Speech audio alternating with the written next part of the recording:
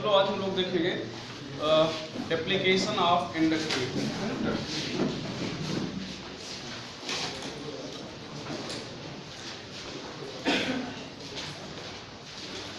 Application of inductive effect शुरू करना था ना।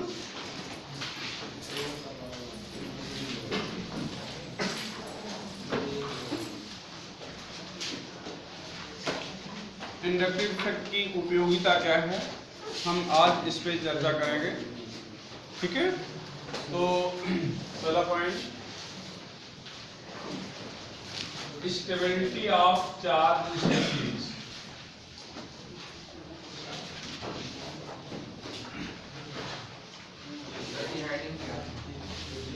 Application of inductive effect.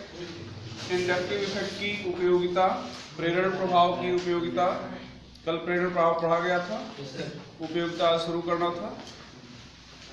तो यहाँ पर पहला है स्टेबिलिटी ऑफ चार्ज स्पीशीज, आवेशित स्पीशीज की स्थायित्वता। हिंदी इंग्लिश हम दोनों बोलते चलेंगे। ठीक है, आवेशित स्पीशीज की स्थायित्वता। दूसरा है acidic strength. Acidic strength of carboxylic acid. लिखोगे acidic strength of carboxylic acid and alcohol. अच्छा हेरी लिखा दिए थे क्या? चलो, कैन बी एक्सप्लेन, है ना। और अगला था बेसिक स्ट्रेंथ ऑफ एमीन, और अगला था reactivity of alkyl halide and alcohol can be explain. यहाँ तक शायद लिखा दिए थे। चलो हम लोग एक एक हेडिंग को एक्सप्लेन करते हैं। हेडिंग डालेंगे stability of charge species. Stability of charge species, हम लोग पहले पॉइंट को एक्सप्लेन कर रहे हैं। ठीक है, आवेशित स्पीशीज की स्थायित्वता। जो बच्चे हिंदी में होंगे हिंदी में लिख लेंगे, जो इंग्लिश में होंगे वो इंग्लिश में लिख लेंगे। आवेशित स्पीशीज की स्थायित्वता। हम लोग ये देखेंगे कि आवेशित स्पीशीज की स्थायित्वता की व्याख्या कैसे करेंगे। ठीक है, तो पहले तो आप ये जान लें कि जो आवेशित स्पीशीज होती हैं वो हमेशा अनावेशित स्पीशीज की तुलना में कम स्टेबल होती हैं। मतलब charge species is always less stable then charge less species. तो लिख लेंगे पहला point, charge species is always less stable than chargeless species। भैया दो स्पीशीज ले लिया जाए, एक पर चार्ज है दूसरे पर चार्ज नहीं है। जिस पर चार्ज नहीं है वो ज्यादा स्टेबल होगी, जिस पर चार्ज है वो कम स्टेबल होगी। मतलब आवेशित स्पीशीज की स्थायित्वता हमेशा अनावेशित स्पीशीज से कम होगी। ठीक है, इंग्लिश में हमने लिख दिया है, हिंदी में बोल रहे हैं। ठीक है, इंग्लिश में जिसको लिखना हो बोर्ड देख के लिख ले, हिंदी में जिसको देखना हो सुन के लिख ले। ठीक है, दूसरा पॉइंट, आप कह रहे हो कि आवेशित स्पीशीज कम स्टेबल होगी। मान लो दो पर आवेश है, दो पर आवेश है, तो आप तो चाह रहे हो आवेश ना हो, तो एक पर जिस पर आवेश ज्यादा होगा उसकी स्टेबिलिटी क्या होगी? कम होगी। जिस पर आवेश कम होगा उसकी स्टेबिलिटी क्या होगी? ज्यादा होगी। मान लो आवेश की संख्या भी बराबर है तो चार्ज डेंसिटी हम लोग देखेंगे। ठीक है, तो more will be charge density, more will be charge density, less will be stability.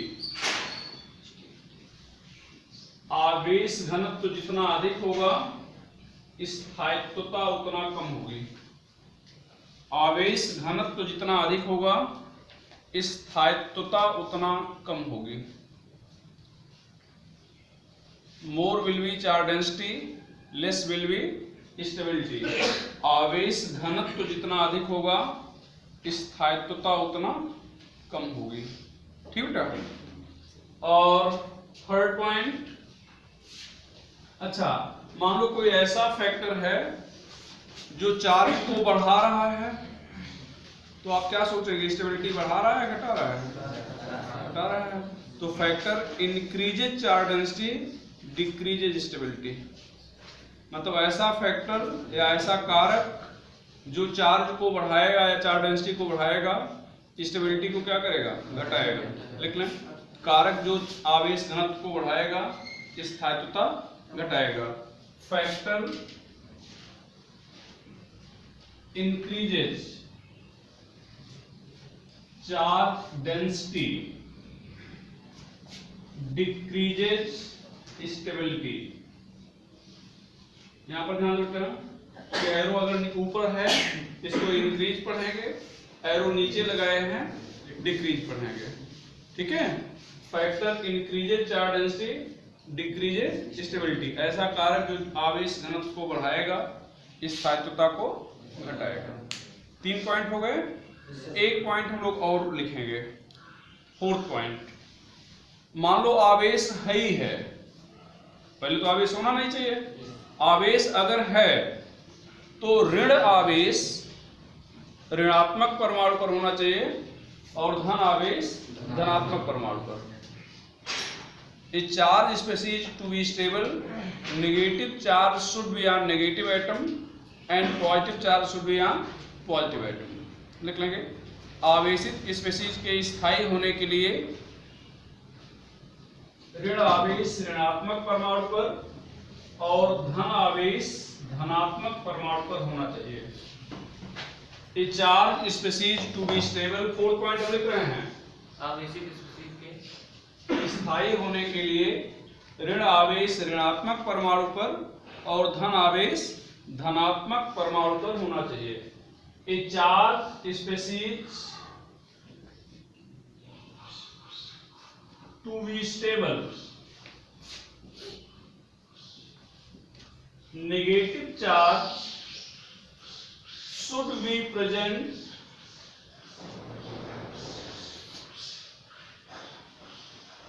on negative atom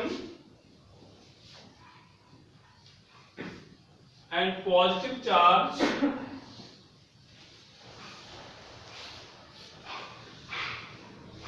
should be on positive atom.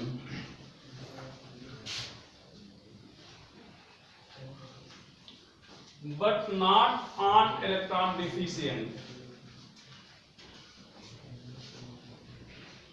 भैया एक बार फिर से सुन लो सभी लोग, इंग्लिश में तुमने लिख ही दिया है, हिंदी में आवेशित स्पेसीज के स्थायी होने के लिए ऋण आवेश ऋणात्मक परमाणु पर और धन आवेश धनात्मक परमाणु पर होना चाहिए, लेकिन इलेक्ट्रॉन न्यून पर नहीं। ब्रैकेट में लिख लेंगे, but not on electron deficient atom, मतलब इलेक्ट्रॉन न्यून परमाणु पर नहीं।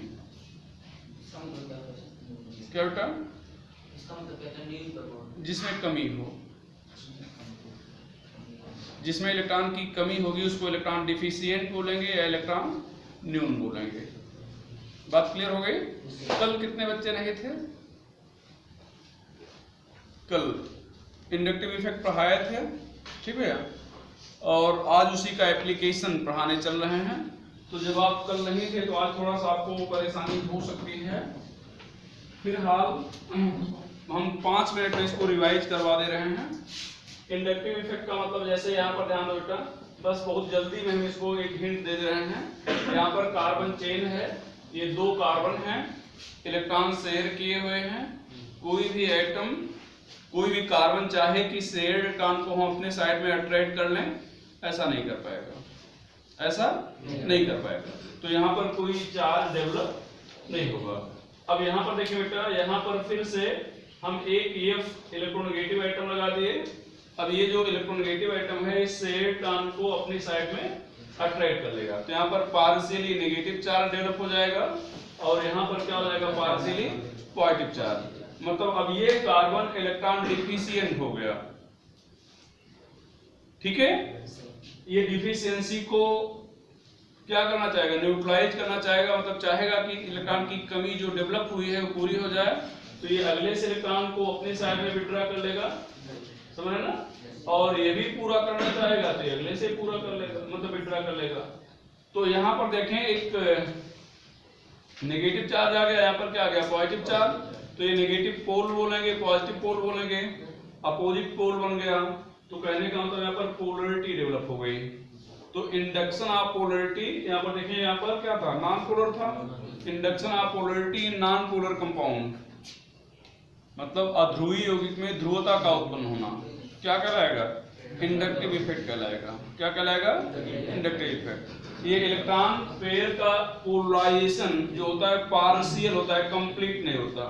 तो पहले तो जान लें कि सिग्मा बॉन्ड पर एप्लीकेबल है, कल पढ़ाया गया था, बस उसी को मिनट में रिवाइज करवा दे रहे हैं। सिग्मा बॉन्ड पर एप्लीकेबल है, बताया गया था। ये इलेक्ट्रॉन पेयर पार्शियली पोलराइज होगा, मतलब F के करीब एकदम नहीं आएगा, पार्शियली पोलराइज होगा और हमेशा दोनों एटम के ऑर्बिटल में बना रहेगा। जैसे इलेक्ट्रॉन पेयर है ना, तो A के ऑर्बिटल को छोड़कर B के ऑर्बिटल में नहीं जाएगा, दोनों के ऑर्बिटल में रहेगा। ये बात अलग है कि A से दूर और B के पास आ जाएगा। तो partially polarise and always remains in orbital of both combining atom, आंशिक रूप से ध्रुवित होगा और दोनों ऑर्बिटल के मतलब दोनों परमाणुओं के कक्षक में हमेशा बना रहेगा। ये था। दूसरा बताया था दूरी के साथ घटता है और 3 या 4 कार्बन तक ही लागू होता है। ये देखो यहाँ पर इफेक्ट ज्यादा होगा, यहाँ पर कम होगा, यहाँ पर और कम होगा। ये जो आप डेल्टा देख रहे हो, 1 डेल्टा 2 डेल्टा 3 डेल्टा, तो देखने में डेल्टा की संख्या तो बढ़ती जा रही है, लेकिन वास्तव में फ्रैक्शनल चार्ज है। फ्रैक्शन को मल्टीप्लाई करेंगे वैल्यू क्या हो जाएगी, कम हो जाएगी। ठीक है, तो यहाँ पर इफेक्ट ज्यादा है, यहाँ पर इफेक्ट कम है। अगला पॉइंट बताया गया था कि ये परमानेंट इफेक्ट है, मतलब F नहीं था, चार्ज नहीं था, F आ गया, यहाँ पर क्या आ गया, चार्ज। अब अगर आप चाह रहे हो कि F को हटा दो, चार्ज हट जाएगा, तो नहीं होगा। F जाएगा तो इलेक्ट्रॉन लेकर ही जाएगा, मतलब चार्ज हमेशा के लिए आ गया है, चार्ज जाने वाला नहीं है, परमानेंट इफेक्ट है। ये इंडक्टिव इफेक्ट है। और आपको बताया गया था कि ये इफेक्ट 2 टाइप का होगा, प्लस आई माइनस आई। अगर इलेक्ट्रॉन पेयर का पोलराइजेशन चेन की तरफ हो रहा है, इधर चेन की तरफ हो रहा है तो प्लस आई, चेन से बाहर की तरफ हो रहा है माइनस आई, चेन से बाहर की तरफ हो रहा है माइनस आई। ठीक भैया। अब ऐसे ग्रुप जो चेन की तरफ इलेक्ट्रॉन रिलीज करेंगे उन्हें प्लस आई ग्रुप कहेंगे, जो चेन से बाहर की तरफ विड्रॉ करेंगे उनको क्या कहेंगे, माइनस आई ग्रुप। प्लस आई ग्रुप कौन होते हैं, मोस्टली एल्किल ग्रुप। प्लस आई ग्रुप कौन होते हैं, mostly alkyl group. Tertiary secondary primary power बताया गया था, tertiary secondary primary methyl group, ये पावर बताया गया था ना। और माइनस आई में बहुत सारे थे, इनको छोड़ के बाकी सब क्या होंगे, माइनस आई होंगे। जैसे यहाँ पर NO2 CN SO3H इस तरह लिखाया गया था ना, CHO CO, यहाँ पर इस तरह से लिखाया गया था। जो बच्चे कल नहीं थे वो देख के लिख लेंगे किसी का, नहीं तो समझ नहीं पाएंगे। इसलिए आज इसको मैं फिर बता रहा हूँ, ऑर्गेनिक केमिस्ट्री से शुरुआत करना बहुत कठिन होता है जब बैच बन रहा होता है। तो पता लगा आप आज पढ़ाए, कल 2 ठो और आ गए, 4 ठो और आ गए, 10 ठो और आ गए। हाँ ठीक है। तो ये चीज लिख लेंगे तभी समझ पाएंगे आज जो हम पढ़ाने चल रहे हैं। चलो हम फिर से अपने यहाँ पे लौट करते हैं, जो आपको पढ़ाने वाला है मिटा दे इसको। चलो भैया, तो अब हम लोग देखते हैं एप्लीकेशन में एक एक चीजों को। 4th पॉइंट को हम पहले एक्सप्लेन कर रहे हैं। जो यहाँ पर 4th पॉइंट लिखे हैं कि ये charge species to be stable, negative charge should be on negative atom and positive charge should be on positive atom but not on electron deficient atom. मतलब एक आवेशित स्पीशीज के स्थायी होने के लिए ऋण आवेश ऋणात्मक परमाणु पर और धन आवेश धनात्मक परमाणु पर होना चाहिए, लेकिन इलेक्ट्रॉन न्यून परमाणु पर नहीं। ठीक बेटा। यहाँ पर हम आपको हाइब्रिडाइजेशन शायद पहले या दूसरे लेक्चर पे निकालना बताए थे, बहुत सारे लोग उस समय नहीं थे। तो यहाँ पर अभी फिर कभी मौका मिलेगा डिटेल में पढ़ाएंगे। अभी बस हम केवल उतना हिंट दे रहे हैं जितने से अपने ऑर्गेनिक कार्बन कंपाउंड में कार्बन का हाइब्रिडाइजेशन बता दें। ठीक है। तो यहाँ पर 2 चीज हम लोग देखते हैं, electron pair equal to bond pair plus lone pair. फिर कभी डिटेल में चर्चा करेंगे। अभी केवल इतना मान लो, बॉन्ड पेयर बराबर सिग्मा बॉन्ड मान लो और लोन पेयर बराबर नेगेटिव चार्ज मान लो। ये केवल ऑर्गेनिक कंपाउंड के लिए बता रहे हैं, ठीक है। हमें इलेक्ट्रॉन पेयर काउंट करना पड़ेगा, ठीक है। बराबर क्या हो जाएगा, bond pair plus lone pair. Bond pair किसको मानेंगे, सिग्मा बॉन्ड को। लोन पेयर किसको मानेंगे, नेगेटिव चार्ज को। बाकी और किसी भी चीज पर ध्यान नहीं देंगे, बाकी और किसी भी चीज पर ध्यान नहीं देंगे। यहां पर ध्यान दो, यहां पर हम लोग लिख रहे हैं CH3 CH2 minus, CH2 CH2 double bond CH minus, CH triple bond C minus. अब बताओ आप लोग हाइब्रिडाइजेशन इस कार्बन का होता है मेन रूप से। पहले तो यहाँ पर बॉन्ड पेयर कितने हो जाएंगे, 3, एक सिग्मा ये हो गया, हाँ कमी एक सिग्मा हो गया ना भैया, और ये 2 हाइड्रोजन हो गए। हाइड्रोजन भी सिग्मा बॉन्ड से जुड़ेगा, तो कितने सिग्मा हो गए, 3। तो बॉन्ड पेयर कितना हो गया, 3, और नेगेटिव चार्ज कितना है ना, तो लोन पेयर 1। तो कुल मिला के कितना हो गया, 3 और 1 4। इसका मतलब 4 ऑर्बिटल मिलेंगे, तो 4 ऑर्बिटल में 1 s होगा और 3 p होगा। तो इस कार्बन का हाइब्रिडाइजेशन क्या हो गया भैया, sp3।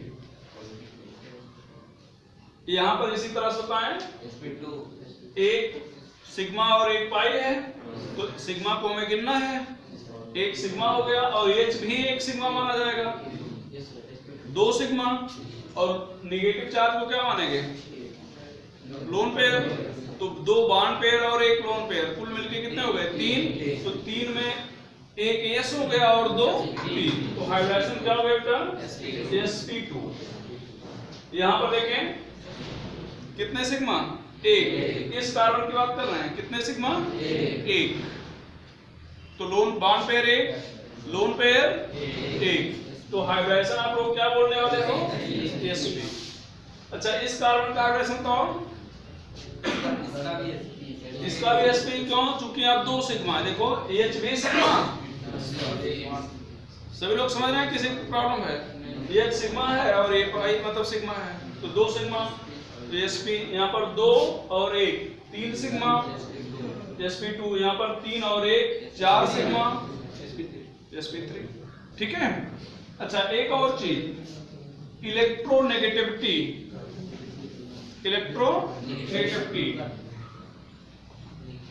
ये डायरेक्टली प्रश्न होता है परसेंटेज यस कैरेक्टर के। बहुत सारे फैक्टर पर डिपेंड करेगा, लेकिन परसेंटेज यस कैरेक्टर के डायरेक्टली क्वेश्चन होगा। अभी जब पीरियड टेबल पढ़ाएंगे तो वहां पर डिटेल बताएंगे, ठीक है। परसेंटेज यस कैरेक्टर बढ़ेगा तो इलेक्ट्रोएक्टिविटी है क्या, tendency to attract shared electron pair, tendency to attract shared electron pair. Shared electron pair को अपनी तरफ अट्रैक्ट करने की टेंडेंसी, खींचने की जो टेंडेंसी होगी, उसको इलेक्ट्रोएक्टिविटी कहेंगे। S orbital, P orbital, D orbital और एफ ऑर्बिटल में कौन न्यूक्लियस के सबसे क्लोज होता है, एस। इसका मतलब एस कैरेक्टर जितना ज्यादा होगा, न्यूक्लियस का इफेक्ट उस पर ज्यादा होगा। इसका मतलब इलेक्ट्रॉन खींचने की टेंडेंसी वहां पे क्या होगी, ज्यादा होगी, ठीक है। तो इसीलिए लिखा गया है कि electronegativity directly proportional to percentage s character. यहाँ पर एस कितना है, ऑर्बिटल कितना है, कुल ऑर्बिटल कितना है, 4, 1 एस और 3 पी। तो अब इसमें 1 एस और 3 पी में अगर देखा जाए तो एस कितना है, 1/4 इंटू 100 इंटू 100, तो कितना हो गया, 25%। तो यहाँ पर 25% एस है। इसी तरह से हमको भैया 1/3 टोटल, कुल 3 ऑर्बिटल है ना, तो 3 में 1 एस है, तो 1/3 इंटू 100 तो कितना, 33.3% एस। यहाँ पर भैया 1/2 50% एस। अब बताओ, एस कैरेक्टर तो बढ़ रहा है ना, मतलब इलेक्ट्रोएक्टिविटी बढ़ रही है, इलेक्ट्रोएक्टिविटी बढ़ रही है। तो जब इलेक्ट्रोएक्टिविटी बढ़ेगी मतलब यस करेक्टर बढ़ रहा है, इसकी इक्विवेलेंट क्या होगी, बढ़ेगी। यहाँ पर percentage yes character increases, percentage yes character increases, मतलब यस की मात्रा बढ़ रही है। सो इलेक्ट्रोनेगेटिविटी इंक्रीजेस, जिससे विद्युत ऋणात्मकता बढ़ रही है। और आप लास्ट पॉइंट भी मिटाया भी नहीं गया है कि आवेशित स्पीशीज के स्टेबल होने के लिए ऋण आवेश ऋणात्मक परमाणु पर और धन आवेश धनात्मक परमाणु पर होना चाहिए। अब बताओ तीनों में कौन सबसे ज्यादा स्टेबल है? इन तीनों में कौन ज्यादा स्टेबल है? थर्ड वाला, थर्ड वाला ज्यादा स्टेबल है। क्यों? क्योंकि ये सबसे ऋणात्मक परमाणु है ना भाई, इन तीनों कार्बन में सबसे ऋणात्मक कार्बन यही तो हुआ। और आपने कहा कि ऋणात्मक कार्बन पर या ऋणात्मक परमाणु पर ऋण आवेश होना चाहिए, तो सब ऋण तो सब पे है, लेकिन ये सबसे ऋणात्मक है तो इसलिए सबसे ज्यादा स्टेबल है। ये सबसे कम ऋणात्मक हुआ इसलिए सबसे कम स्टेबल हुआ। ठीक है, यहाँ पर क्या लिखना है? सो स्टेबिलिटी इंक्रीजेज, इसलिए स्थायित्वता बढ़ रही है। आप पेपर उठा के देख लेंगे, 2008 सीबीएसई पीएमटी में पूछा गया प्रश्न है, इसके स्थायित्वता का क्रम पूछा गया था 2008 में। ठीक है, तो लिख लो। तो फोर्थ पॉइंट को हमने पहले एक्सप्लेन कर दिया।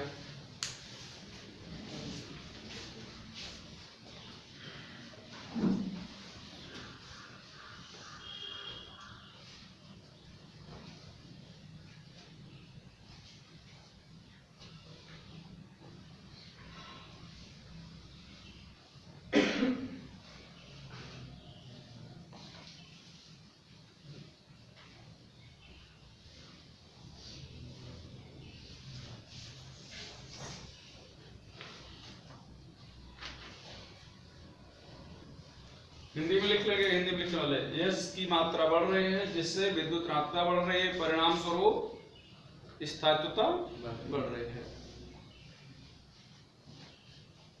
ऑर्गेनिक में बहुत हिंदी इंग्लिश नहीं होता सब। ठीक है, मिटाएं क्या? चलो अब हम लोग और चर्चा कर रहे हैं। आप खुद ही बताओगे, हम बताएंगे नहीं कुछ, हमने जितना बताना था बता दिया है। मिटाना इसको। चलो अब आप हमें बताएंगे आगे। हम एक स्पीशीज यहाँ पर ले रहे हैं, देखें यहाँ पर हमने लिखा है CH2+, भैया CH2+ लिखा हुआ है। यहाँ पर एक ग्रुप जोड़ा है X को हैलोजन नहीं कह रहे हैं, X is not halogen here, यहाँ पर हैलोजन नहीं मान रहे हैं। XYZ कहते हो ना, कोई भी ग्रुप है, ये X ऐसा ग्रुप है जो इलेक्ट्रॉन रिलीजिंग है, मतलब चेन की तरफ इलेक्ट्रॉन रिलीज कर रहा है, तो क्या बोलोगे? +I group. चेन की तरफ जाएगा तो प्लस, चेन से बाहर की तरफ जाएगा तो माइनस, तो ये +I ग्रुप है। अब बताओ कि ये +I ग्रुप यहाँ पर कार्बन से जुड़ा है, पॉजिटिवली चार्ज कार्बन से जुड़ा है, तो इसकी स्टेबिलिटी को इंक्रीज कर रहा है डिक्रीज कर रहा है? कितने लोग डिक्रीज बोलेंगे? इंक्रीज कितने लोग बोलेंगे? बाकी सब बैठे आराम से। इलेक्ट्रॉन इधर भेजेगा, इलेक्ट्रॉन यहाँ पे आएगा तो इलेक्ट्रॉन माइनस चार्ज के साथ आएगा। चार्ज कैसा अभी लगा हुआ है? प्लस, तो प्लस और माइनस न्यूट्रल होंगे या नहीं होंगे? होंगे। चार्ज डेंसिटी घटी या बढ़ी? घट गई ना। तो आपने ये तो लिखा था factor increases charge density decreases stability, या factor decreases charge density increases stability. तो ऐसा कोई भी कारक जो चार्ज डेंसिटी को घटा देगा वो स्टेबिलिटी क्या करेगा? बढ़ा देगा। स्टेबिलिटी बढ़ा रहा है घटा रहा है? बढ़ा रहा है। तो इसका मतलब यहाँ पर स्टेबिलिटी क्या हो गई भैया? बढ़ गई। स्टेबिलिटी क्या हो गई? बढ़ गई। यहाँ पर देखो वही X फिर से जुड़ा है, लेकिन अब की बार CH2- से जुड़ा है। अब बताओ घटाएगा। यहाँ पर पहले से माइनस चार्ज है, इलेक्ट्रॉन इधर आ भी रहा है, तो इसका मतलब माइनस चार्ज और बढ़ेगा, तो चार्ज डेंसिटी बढ़ी ना, तो चार्ज डेंसिटी बढ़ी तो स्टेबिलिटी क्या हो गई, घट गई, प्लस आई ग्रुप। स्टेबिलिटी क्या किया भैया, प्लस आई ग्रुप, स्टेबिलिटी घटा दिया। यहाँ पर फिर से देखें, अब की बार हम लोगों ने वाई जोड़ दिया है। वाई इलेक्ट्रॉन विड्रॉ करने वाला ग्रुप है, खींचने वाला है, तो क्या बोलेंगे माइनस आई, क्या बोलने जा रहे हैं इसको, माइनस आई ग्रुप। अब बोलो बेटा स्टेबिलिटी घटाएगा, सभी लोग सहमत तो है ना। तो अब यहाँ पर क्यों घटाएगा, क्योंकि यहाँ पर पॉजिटिव चार्ज लगा, इलेक्ट्रॉन खींचेगा, पॉजिटिव चार्ज और आ जाएगा, तो इसका मतलब यहाँ पर स्टेबिलिटी क्या हो जाएगी, घट जाएगी। भैया यहाँ पर Y फिर से जोड़ दे रहे हैं, लेकिन CH2 माइनस से ये इलेक्ट्रॉन विड्रॉ करेगा, तो माइनस चार्ज था, इलेक्ट्रॉन खींच लिया गया, माइनस चार्ज कम हो जाएगा, माइनस चार्ज कम हो जाएगा तो स्टेबिलिटी बढ़ गई। अब अगर आप कंक्लूजन निकालें तो देखो प्लस ने प्लस की स्टेबिलिटी को बढ़ा दिया, माइनस ने माइनस की स्टेबिलिटी को बढ़ा दिया, प्लस माइनस को घटा दिया, माइनस प्लस को घटा दिया। ये तो निष्कर्ष निकला। तो यहां पर हम लोग क्या लिख सकते हैं भैया, आई की stability of positive charge species. बहुत कठिन इंग्लिश में ये आप लोग लिखते चले, हिंदी वाले भी ठीक है, बोल देना समझ जाएंगे उतना। Stability of positive charge species, धन आवेशित स्पीशीज की स्थायित्वता समानुपाती होगी किसके, प्लस आई पावर की, और व्युत्क्रमानुपाती मतलब inversely proportional to minus I power. जैसा आपको पहले बताया गया था, पढ़ना आ गया आपको इंग्लिश में, ये अभी से प्रैक्टिस डाले ना ज्यादा बढ़िया होगा, ठीक है। यहां पर ध्यान दो, स्टेबिलिटी ऑफ, बोलो भैया, नेगेटिव चार्ज स्पीशीज क्या हो जाएगा, directly proportional minus I power, inversely proportional plus I power, inversely proportional हो जाएगा प्लस आई पावर के। तो इसी को जो यहाँ पे आपको समझाया गया, इसी का यहाँ पर कंक्लूजन लिखा गया, निष्कर्ष लिखा गया। हमें लगता है यहाँ तक बातें आपको समझ में आ गई होंगी। कौन भैया, इसी को इसको समझ गए हो ना, यही तो लिखे हैं कि प्लस प्लस की स्टेबिलिटी को बढ़ाता है, तो प्लस की स्टेबिलिटी प्लस के डायरेक्टली प्रोपोर्शनल है, समानुपाती है, तो वही तो लिखा गया है। प्लस माइनस के स्टेबिलिटी को घटाता है, तो यहाँ पर देखो माइनस की इनवर्सली प्रोपोर्शनल हो गई, ठीक है। तो मतलब माइनस आई पावर बढ़ेगी तो प्लस आई पावर बढ़ेगी, तो माइनस वाले की स्टेबिलिटी घटेगी, ठीक है। प्लस वाले की पावर बढ़ेगी तो प्लस की स्टेबिलिटी बढ़ेगी, वही तो लिखिए जो आपने यहाँ पर बताया, आप लोग ही बताया, तो बताए भी नहीं, उसी को यहाँ पर लिख दिया गया है।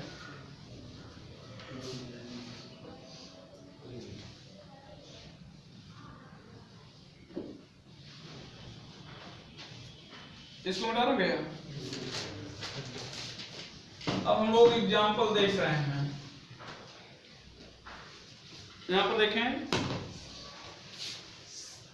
CH3 यहां पर प्लस है भैया, CH3 यहां पर CH, यहां पर CH3 यहां पर प्लस है, यहां पर CH3 यहां पर CH2 प्लस है, CH3 प्लस है,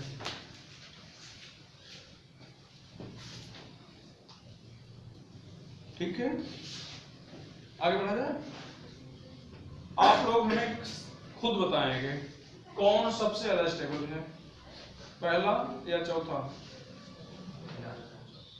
देखो कार्बन पर प्लस लगा है ना, ये कार्बन इलेक्ट्रॉन भेजेगा, ये मेथिल ग्रुप है ना, क्या है मेथिल ग्रुप।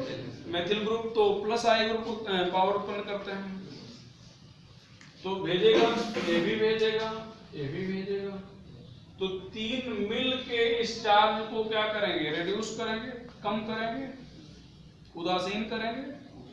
यहाँ पर कितने उदासीन करेंगे, दो।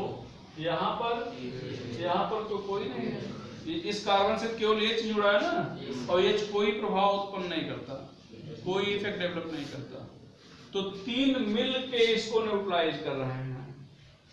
तो पॉजिटिव चार्ज डेंसिटी सबसे कम कहाँ हुई, 3 वाले में या 0 वाले में, तो पॉजिटिव चार्ज डेंसिटी यहाँ पर सबसे कम, फिर यहाँ और यहाँ पर क्या हो जाएगा सबसे ज्यादा, क्योंकि यहाँ पर कार्बन पर प्लस चार्ज है और उससे जुड़ा H है, H कोई इफेक्ट डेवलप नहीं करता, तो इसका मतलब पॉजिटिव चार्ज डेंसिटी यहाँ पर क्या होगी, सबसे ज्यादा होगी। पॉजिटिव चार्ज डेंसिटी सबसे ज्यादा होगी तो स्टेबिलिटी क्या होगी, सबसे कम होगी। तो यहाँ पर लोग क्या लिख रहे हैं, देखो यहाँ पर लिख रहे हैं plus I effect decreases so stability decreases. समझ में आ गई बात, प्लस आई इफेक्ट घट रहा है जिससे स्टेबिलिटी भी घट रही है। हिंदी में लिखना चाहेंगे यही चीज हिंदी में लिखना है, ठीक है, बहुत कठिन शब्द नहीं है। प्लस आई पावर घट रही है जिससे स्थायित्वता घट रही है। आई की stability order of different, stability order of different, अच्छा जिस पर कार्बन पर प्लस चार्ज होता है उसको कार्बोकैटायन कहते हैं, ठीक है। विभिन्न डिफरेंट मतलब विभिन्न कार्बोकैटायन की स्थायित्वता का क्रम या भिन्न कार्बोकैटायन के स्थायित्वता का क्रम। एक और चीज आपको बताना चाहेंगे, हालांकि सारी चीज हम शुरू में पढ़ा चुके हैं। यहाँ पर देखो जिस कार्बन पर प्लस चार्ज लगा है वो कितने कार्बन जुड़ा है, 3, तो इसलिए इसको टर्सरी कहेंगे। जिस पर प्लस चार्ज लगा वो कितने से जुड़ा है, 2, सेकेंडरी कहेंगे। जिस पर प्लस चार्ज लगा उसको 1 प्राइमरी, और इसको क्या कहेंगे, मेथिल, ठीक है। तो सबसे ज्यादा स्टेबल कौन हुआ, टर्सरी, फिर सेकेंडरी, फिर प्राइमरी, फिर मेथिल कार्बोकैटायन। ये स्टेबिलिटी ऑर्डर हो गया। बेटा आप खड़े हो जाओ तो पीछे, हाँ खड़े हो जाओ। क्या नाम है, समझ में आ रहा है नहीं, हमें लग रहा है कम समझ पा रहे हो। तुम आगे आ जाओ, यहाँ सीट खाली आ जाओ। स्टेबिलिटी के बाद क्या लिखा है, ऑर्डर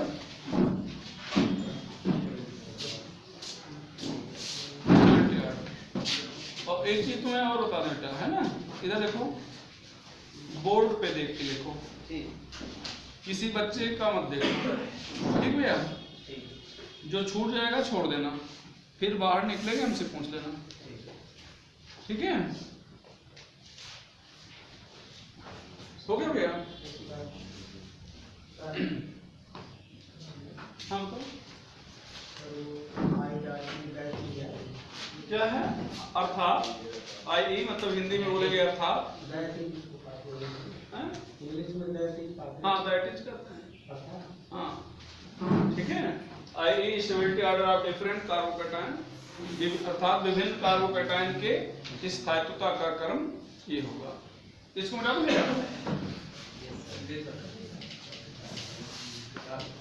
अच्छा यहाँ पर ध्यान रखना सभी लोग, देखो अभी आप लोगों को इस पर प्रैक्टिस सीट भी दी जाएगी, कल चर्चा हुई है। ये जो पढ़ा रहे हैं इस पर प्रैक्टिस सीट दी जाएगी, आप प्रैक्टिस करते रहें और फिर टेस्ट होगा, फिर टेस्ट आप जाए, ठीक है। तो इसलिए जो लिखाया जा रहा है सब पढ़ते रहो। यहाँ पर ध्यान दो भैया, ये माइनस चार्ज है,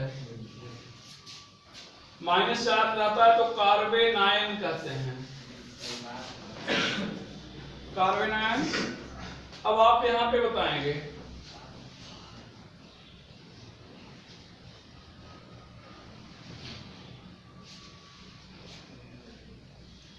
कौन सबसे ज्यादा स्टेबल है, पहला या चौथा? CH3 minus. क्यों?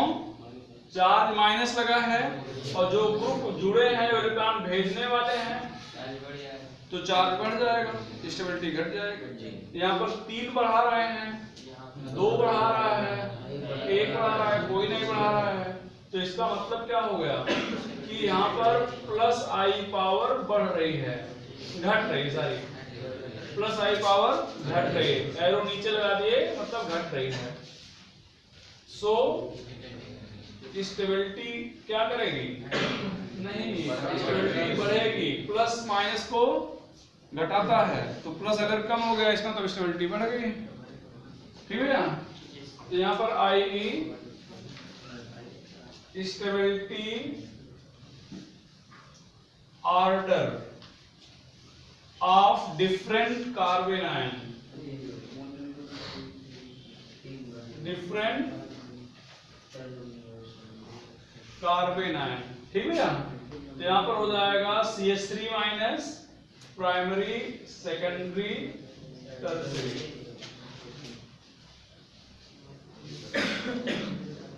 ठीक है, तो ध्यान दो, कार्बोकैटायन में टर्शियरी, सेकेंडरी, प्राइमरी है और कार्बन आयन में प्राइमरी, सेकेंडरी, टर्शियरी है, तो ये याद रखिएगा।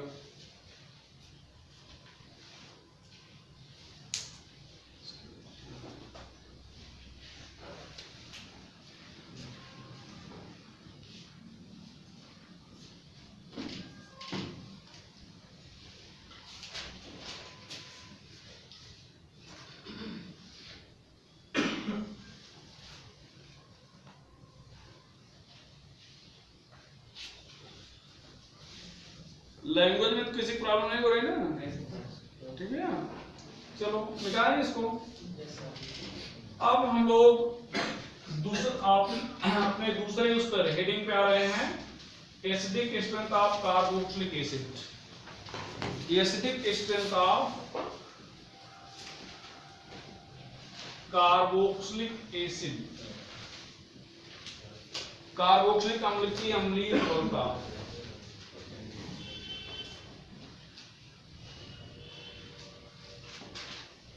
कार्बोक्सिलिक अम्ल की अम्लीय प्रबलता, acidic strength of carboxylic acid, carboxylic अम्ल की अम्लीय प्रबलता।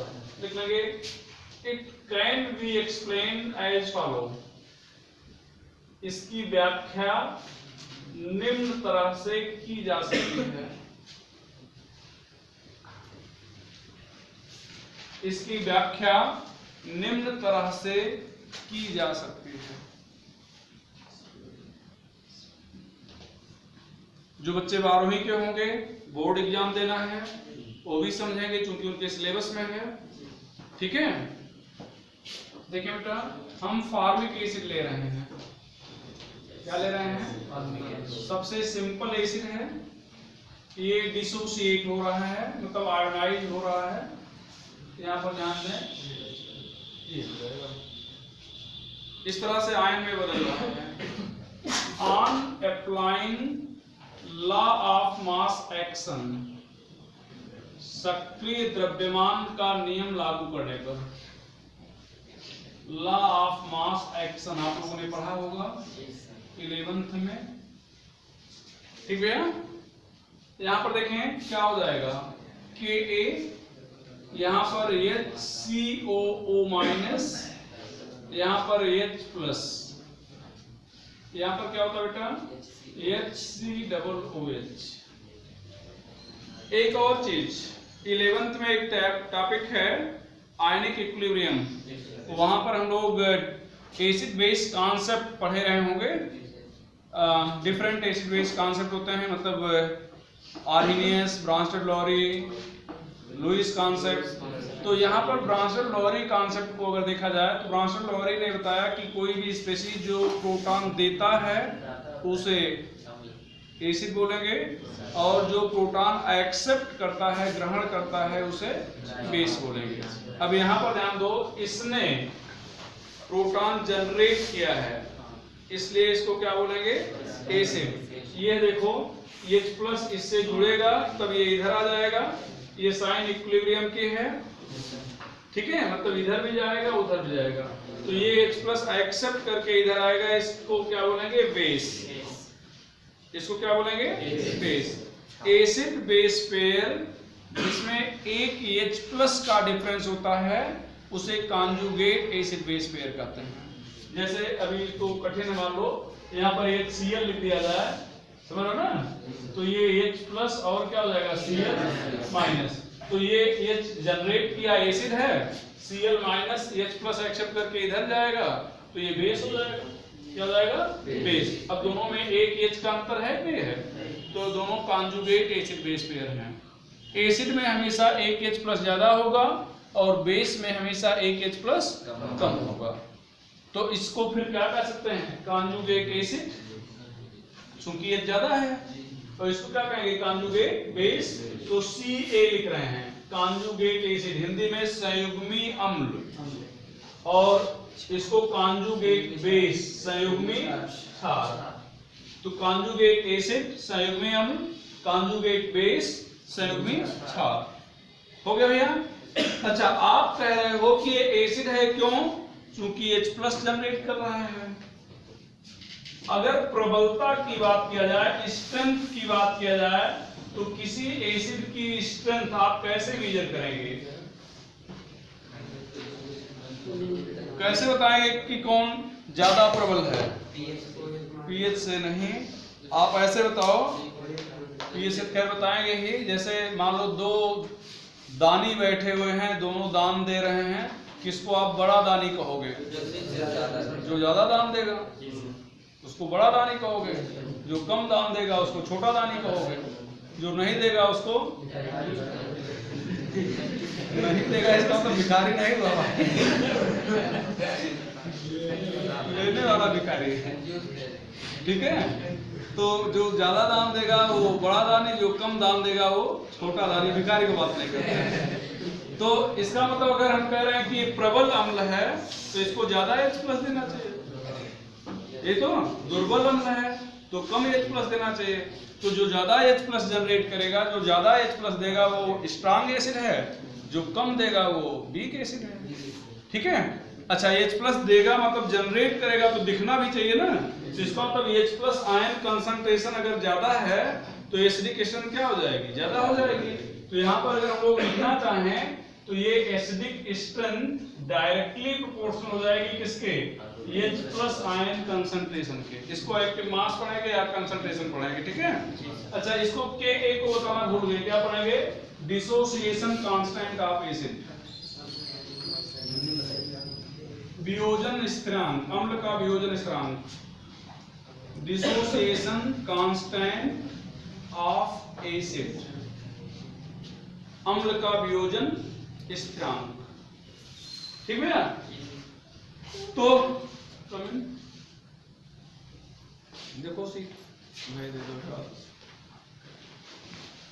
यहाँ पर ध्यान बेटा, तो ये हो जाएगा डिसोसिएशन कांस्टेंट ऑफ एसिड। अब यहाँ पर ध्यान दो बेटा, इधर ध्यान दो सभी लोग, भैया आप कह रहे हो कि एसिडिक स्ट्रेंथ ज्यादा होगी अगर H प्लस आयन कंसंट्रेशन क्या है, ज्यादा है। अच्छा, यहाँ पर देखो H प्लस आयन कंसंट्रेशन ज्यादा है तो Ka भी तो ज्यादा होगा, Ka भी ज्यादा होगा ना यार। तो यहाँ पर डायरेक्टली प्रोपोर्शनल को आप Ka कह सकते हो, डिसोसिएशन कांस्टेंट ऑफ एसिड। ए भी एसिडिक स्ट्रेंथ के क्या हो जाएगी, डायरेक्टली प्रोपोर्शनल। यहाँ पर ध्यान दो, हमारे पास दो हाइपोथेटिकल एसिड हैं, हाइपोथेटिकल को क्या बोलेंगे हिंदी में, काल्पनिक, काल्पनिक मान लिए हैं, कल्पना कर रहे हैं कि और भी एसिड है। हमारे पास दो हाइपोथेटिकल एसिड हैं A और B, ठीक है। दोनों के लिए Ka की वैल्यू दी गई है, बताओ कौन स्ट्रांग एसिड है? -3 नहीं, A या B, ऐसे बोलो A। क्यों? उसके लिए Ka की वैल्यू ज्यादा है, उसके लिए Ka की वैल्यू ज्यादा है, इसलिए वो स्ट्रांग एसिड है। एक फार्मूला होता है बेटा, आपने 11th में पढ़ा होगा, pKa, जैसे pH पढ़ते हो उसी तरह से pKa माइनस log Ka। तो किसी वैल्यू का नेगेटिव log ले लो तो उसके पहले लोग p जोड़ देंगे। जैसे h का नेगेटिव log लो -log h प्लस तो ph बोल देते हो। उसी तरह से -log के a तो क्या हो जाएगा p के a, क्या हो जाएगा p के a। तो अब यहाँ पर हम लोग ये वैल्यू लिख रहे हैं कितना -log 10⁻³ लिख रहे हैं, और ये जो 3 है पावर जो है log के पहले आ जाती है, जानते हो सब लोग ना। तो -3 log 10 की वैल्यू 1 होती है, माइनस माइनस प्लस हो जाएगा 3 हो जाएगा।